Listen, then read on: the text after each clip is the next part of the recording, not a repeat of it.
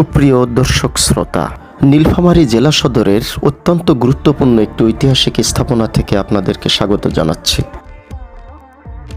নীলফামারী জেলা সদরে অবস্থান করছি। এই মসজিদটা দেখা যাচ্ছে, এটাই বড় মসজিদ।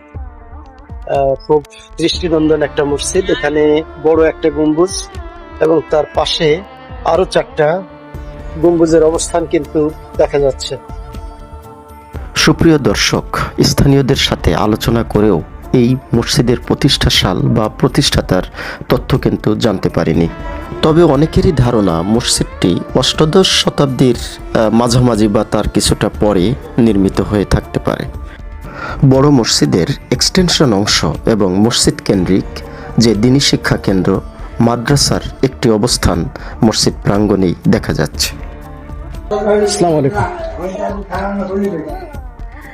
নীলফামারী বড় মসজিদের